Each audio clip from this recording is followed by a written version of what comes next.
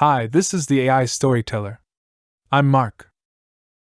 The book we are interpreting for you in this issue is the 20th century literary classic The Great Gatsby, which ranks high in both reader and expert selected lists of the best English novels of the 20th century.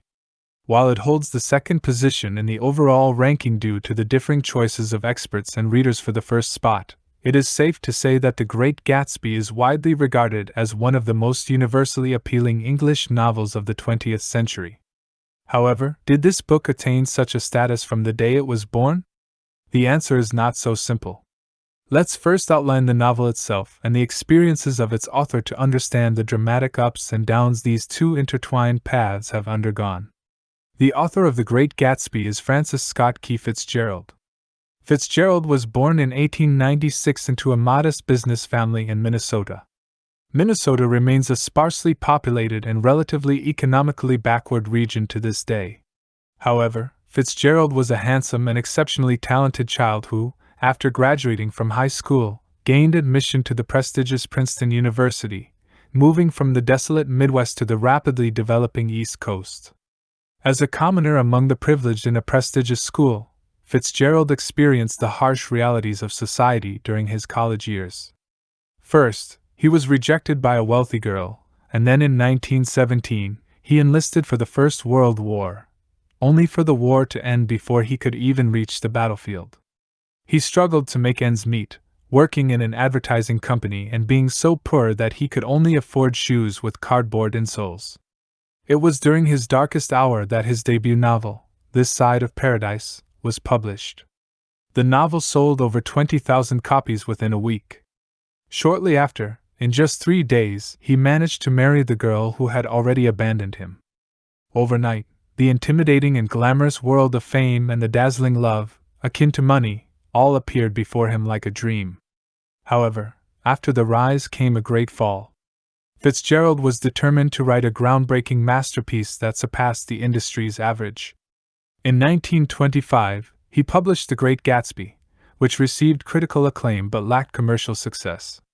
This failure had a profound impact on him, casting a shadow over his literary career.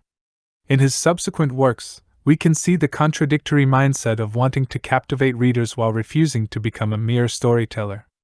Additionally, he could never earn money as fast as he and his wife spent it, leading to a life alternating between reckless indulgence and extreme anxiety. Eventually, his wife was admitted to a mental institution, and Fitzgerald himself died of a heart attack at the age of 44. The fate of this celebrity couple in the social scene of 1920s America was even more tragic than many novels. By the time of Fitzgerald's death, The Great Gatsby was considered a critically acclaimed but commercially unsuccessful novel, and it had almost been forgotten by the public. However, a good work has its own resilient vitality, and after undergoing several shifts in literary trends, this novel gained increasing recognition in academic circles. The influence of academia gradually permeated from top to bottom, leading to continuous reprints of the novel. The accumulated reading experiences of generation after generation of readers expanded the cultural significance of the novel. Fitzgerald himself would never have imagined that in the 5 to 6 decades following his death, the reputation of this novel would soar even higher. In distant Japan, there was a young literary enthusiast who regarded Fitzgerald as his lifelong idol. This young man later became a world-renowned novelist and always saw Fitzgerald as a standard, a measuring stick. Reading Fitzgerald's works would sometimes make him sigh, while at other times, he would be on edge. This young literary enthusiast's name was Haruki Murakami. To understand what makes The Great Gatsby truly great, we must first consider the era in which the novel was written. It can be said that without the backdrop of the time, it is impossible to discuss this work because it was Fitzgerald himself who referred to the 1920s as the Jazz Age. Every one of his novels is an exquisite specimen of this particular era. In that era, the First World War had just ended, and people were simultaneously affected by two emotions. On the one hand, they were still grappling with the trauma and disillusionment left by the war. On the other hand, the speed of economic recovery far exceeded expectations, and the rapid expansion of the financial market gave birth to vibrant consumer desires. The combination of these two emotions resulted in a society where everyone lived recklessly, intoxicated by the present moment. Since wealth seemed endless today and no one could predict life or death tomorrow, everyone felt the need to live a more luxurious and joyous life, swaying in the realm of jazz.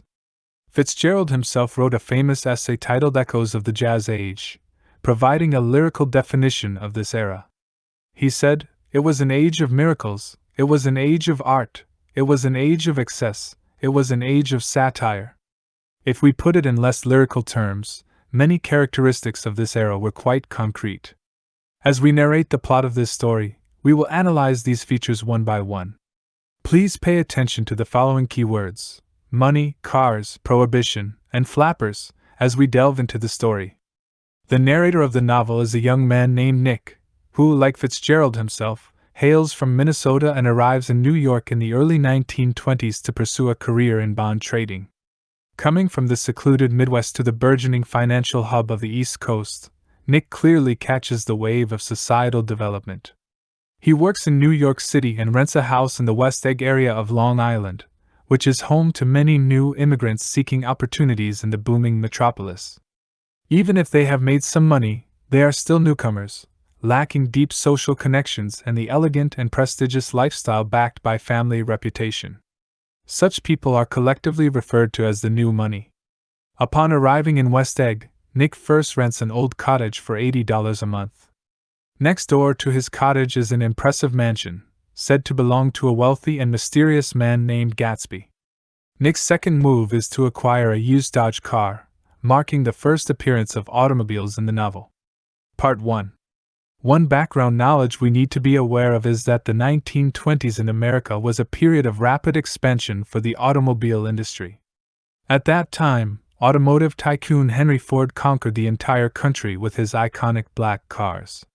His assembly line was capable of producing 4,000 cars per day, with prices dropping from $950 to $290 per vehicle. What does this mean? It means that even struggling young men like Nick, who have just arrived from the Midwest to New York, can afford a car. We must remember this detail because much of the story unfolds on the rolling wheels. Across the water from West Egg is the East Egg area, a typical enclave of the upper class, filled with old money. Nick has relatives in East Egg, his cousin Daisy and her husband Tom. Tom, when taken seriously, was a former classmate of Nick's at Yale, although the wealth of Nick's family and Tom's family are not in the same league at all.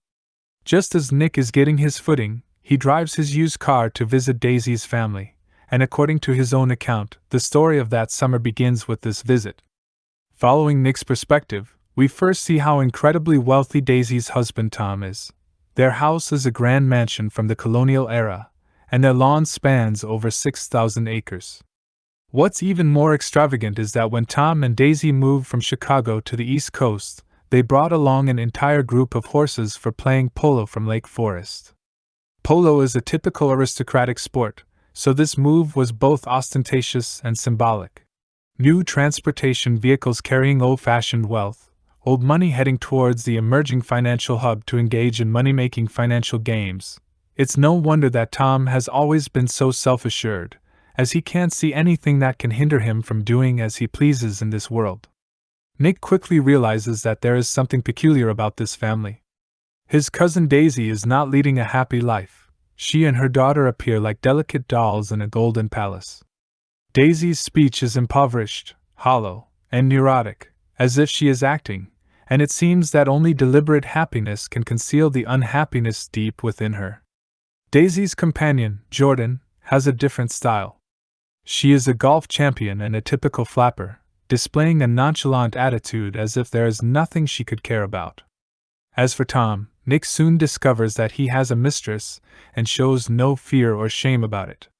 When his lover calls, Tom answers the phone without any hesitation. Daisy's expression reveals that she knows everything. Part 2. Compared to classical novels of the 19th century, The Great Gatsby has a significantly accelerated narrative pace, with major characters appearing one after another.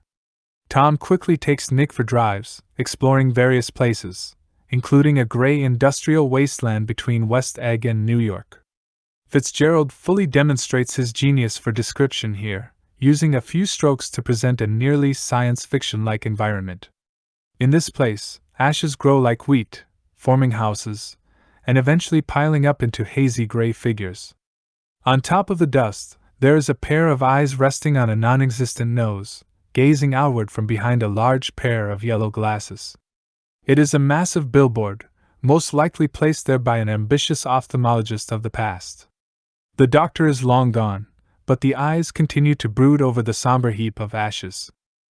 Later, when the novel was published, the cover featured these brooding eyes, and this famous description was also recorded in literary history. Why are the ashes so gray? We need to delve into the history of that time. The accelerated urbanization process in New York City brought about the primary issue of factory workers congregating in the city center, making New York appear unbearably crowded. In 1921, the population of New York exceeded 6 million, yet housing in the city couldn't meet the demand. At that time, 2/3 of New York's rooms housed 3 or more people. The concentration of numerous factories in the city center also resulted in severe industrial pollution. People back then couldn't differentiate between PM 2.5 or PM 10 particles, but they knew that they easily led to emphysema and lung cancer. By 1910, only 5% of New Yorkers fortunate enough to live to the age of 60, and by the 1920s, this issue had reached a critical point that could no longer be ignored. Like all international metropolises, on the one hand, industries like the rapidly developing automobile industry provided direct or indirect employment opportunities for 3.7 million people each year. On the other hand, labor-intensive and highly polluting industries faced challenges. Competition became fiercer, wages decreased, and workers were marginalized and gradually pushed out of the city. The ash heap depicted in the novel is inhabited by a group of people who are the casualties of industrial structural changes in the process of urbanization. Tom takes Nick to an auto repair shop in the ash heap, which also deals in buying and selling cars, equivalent to our present-day car dealerships.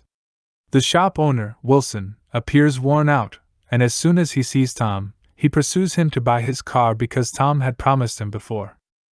This serves as another reminder that the second-hand car business was lucrative at the time, and if Wilson could close a deal, it would improve his dire circumstances. What Wilson doesn't know is that the car is merely a decoy, an excuse for Tom to visit the auto shop, as Tom's hook has long been caught by Wilson's voluptuous and simple-minded wife, who displays promiscuous behavior. The woman who called Tom earlier is his mistress. Next, Tom, accompanied by his mistress, Mrs. Wilson, and Nick, go to New York City and have a party in an apartment suite rented by Tom. Mrs. Wilson and Tom alternate between being affectionate and having heated arguments, a farce that opens Nick's eyes to some extent.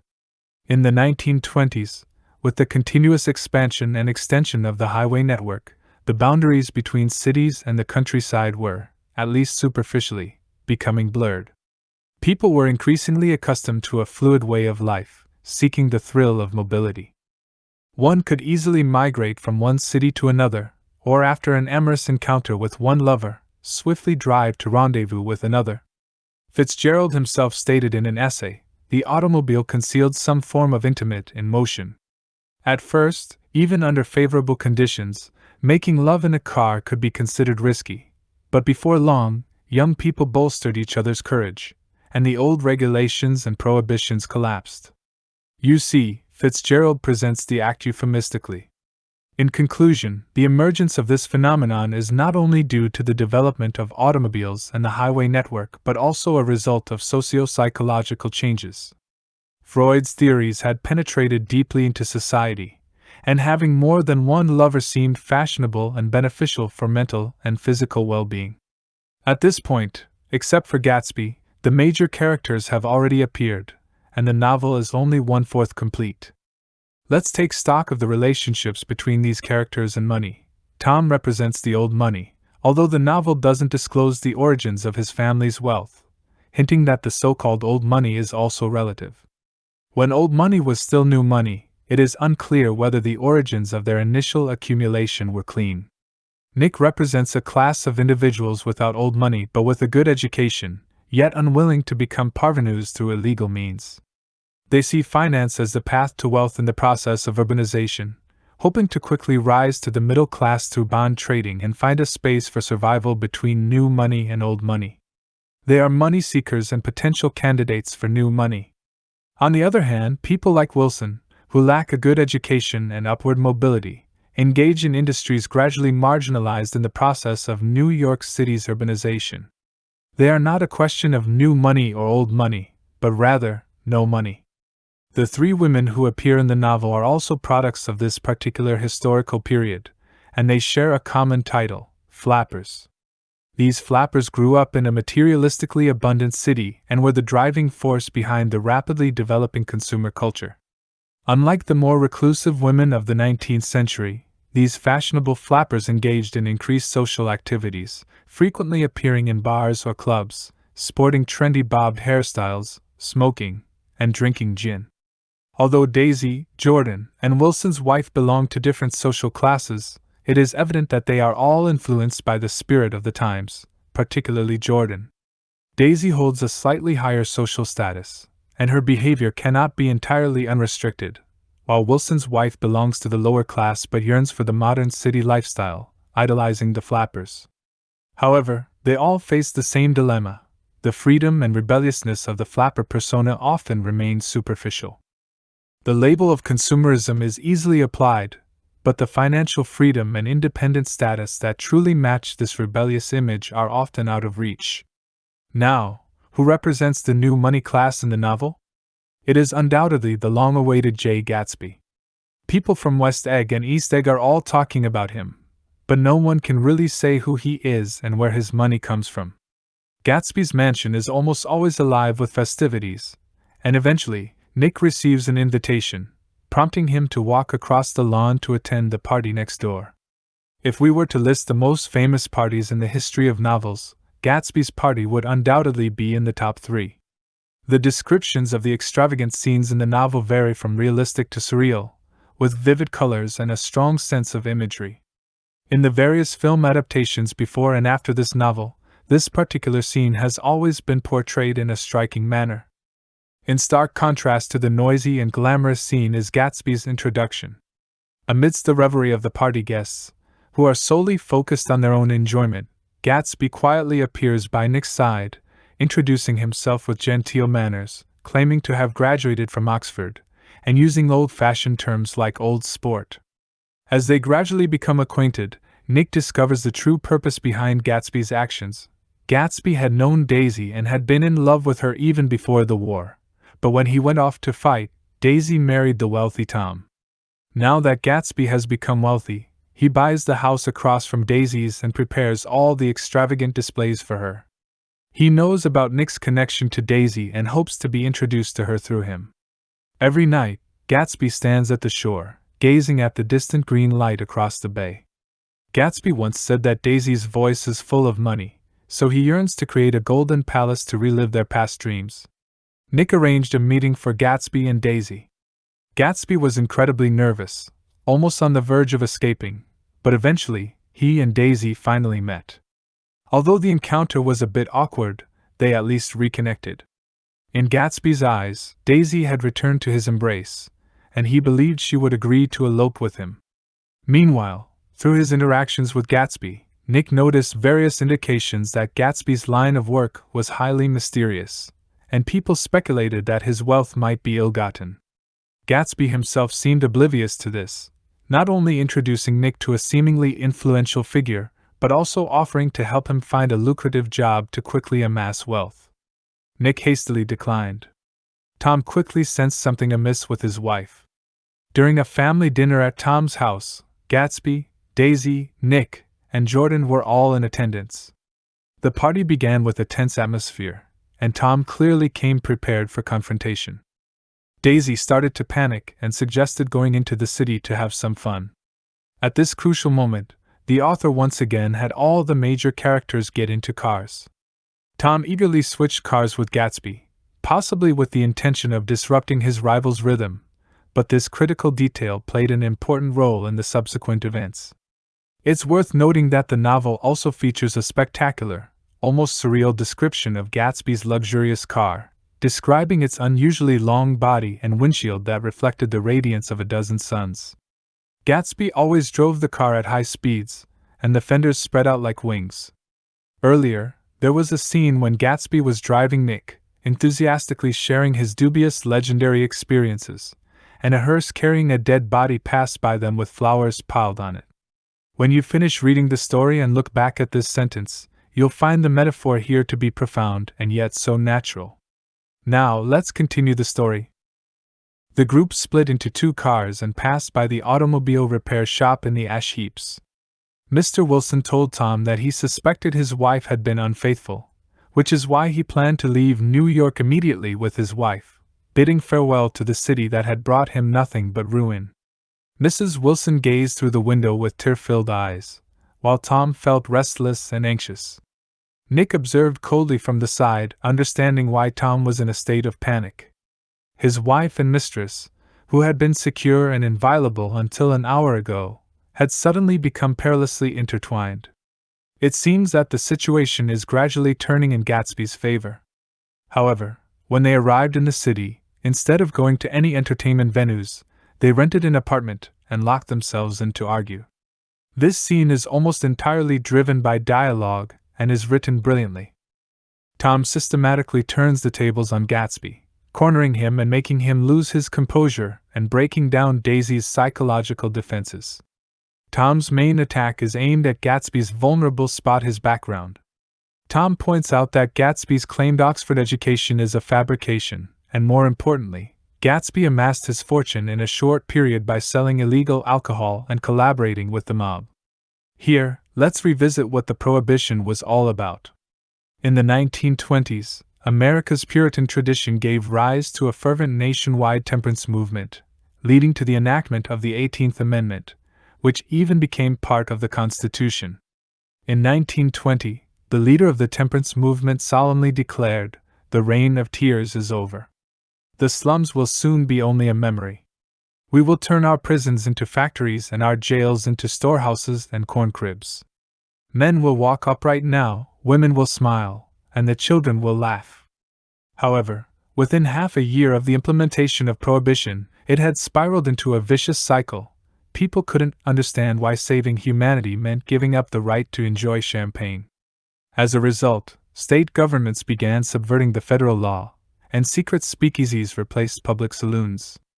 People indulged even more recklessly in prohibited pleasures. The number of women drinking alcohol increased significantly, and bootlegging became a lucrative sunrise industry. This also led to a series of crimes such as extortion and robbery, deteriorating public safety, the rise of various organized crime syndicates, and even Hollywood's gangster films becoming increasingly thrilling. Although Prohibition was repealed in 1933, the over a decade-long process had profoundly changed history, society, and the human psyche. With this unique historical background, we can understand why most of the characters in the entire novel seem to be soaked in alcohol for an extended period. Apart from the famous lavish party that serves as an exhibition of intoxication, many characters, even in broad daylight, engage in conversations that sway like they are slightly inebriated, sometimes impulsive, sometimes disoriented, and sometimes in a dreamlike state unable to articulate themselves clearly. They never consider whether they have just consumed alcohol before driving, and there are several scenes that easily meet the criteria for drunk driving. Ironically, the only character who appears not to have been intoxicated throughout the novel is Gatsby. When Tom realizes that Gatsby poses a threat to his family, he continuously attempts to expose Gatsby to Daisy. Gatsby is a beneficiary of this extensive illicit industry, his colossal wealth derived from selling bootlegged alcohol and profiting from the associated network of organized crime. We can even glimpse between the lines that this criminal network may also involve arms trafficking. Tom's underlying message is, look, new money is just new money, and old money is old money. Daisy, no matter how much you love him, don't forget this fact. The situation reaches a critical point as Daisy's passion diminishes. Tom sounds the retreat, and on the way back home, he immediately takes back his car without discussion. Tom drives his own car, accompanied by Nick and Jordan, while Gatsby and Daisy ride in Gatsby's car. Suddenly, the plot takes a dramatic turn, and readers are confronted with a shocking hit-and-run accident. Myrtle Wilson rushes down from her apartment and tries to stop Gatsby's car but is struck and killed on the road in front of her own house. The key point here is that we know Myrtle saw Tom and Gatsby switch cars earlier, so she intended to stop Tom. However, Mr. Wilson is unaware of this fact and is consumed by grief and anger. Tom later purposefully tells him that the car belongs to Gatsby, leading Mr. Wilson to conclude that Gatsby is the one who had an affair with his wife, killed her to keep her quiet, and then fled. On that same evening, Nick learns that although the car involved in the accident indeed belongs to Gatsby, it was Daisy who was driving it, and Gatsby has already decided to take the blame for her. Nick watches Gatsby, who is so deeply in love, sink deeper into this quagmire, and a foreboding sense arises within him, but he is unable to dissuade him.